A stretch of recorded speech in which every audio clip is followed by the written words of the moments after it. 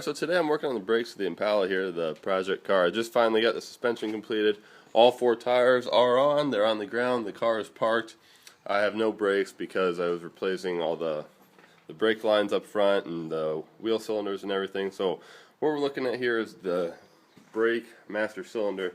You can see here this is a non-power steering unit or non-booster. The back, there just isn't a big block that goes in the back, that's for the booster. So to bleed the brakes, first thing we're going to do, you take the cap off here and you make sure that you're full. Okay, I already filled this up, but that's the first step. Okay, and then if you have an assistant, that's the easiest way to do it that I've found. Basically, one person, they're going to sit in the car, they're going to hit the brakes, and then I'm going to go down to the brake cylinder and I'm going to loosen the nut, let all the air out of the line, tighten the nut back up.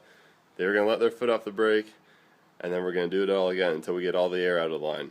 For this case, since I replaced just the front two wheel cylinders, we only really need to do the front end, but I'm going to do all four wheels anyways just to make sure that we got it right and that there's no air in the line whatsoever.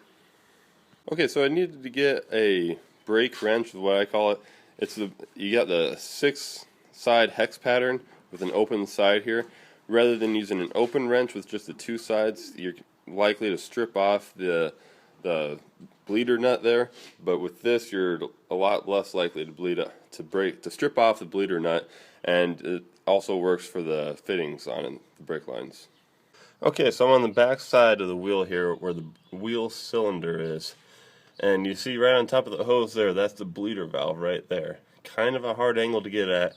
I actually couldn't even get my wrench in there to get at it, so what I did was I'm actually using a socket to get on it.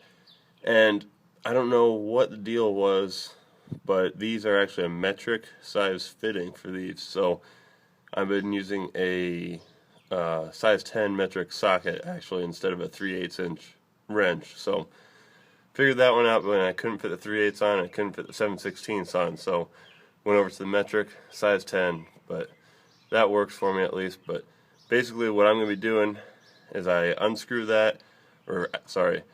step in the brake pedal, unscrew that, screw it back in, release the brake pedal. That way we push all the fluid through the line and it comes out, we get the pressure on, pushes the air out, and then I close it again before he releases the brake pedal. That way when you suck fluid back in, it's through the reservoir and you're not sucking the air right back into the line. Okay, so I did both of the fronts, and then I did the front driver side, went to the front passenger side, and in between there I actually checked the reservoir level, because what I'm doing is I'm pumping all the fluid out of the reservoir into the lines. So to make sure that I don't get air back into the lines instead of fluid, you come back in here in between doing each side and you refill the reservoir just to make sure, because if you start pumping air into the lines, you're going to get a bubble in the line, and that's how you get your brake fluid to boil, and then you're going to lose braking power right when you need it if you're running your brakes hard.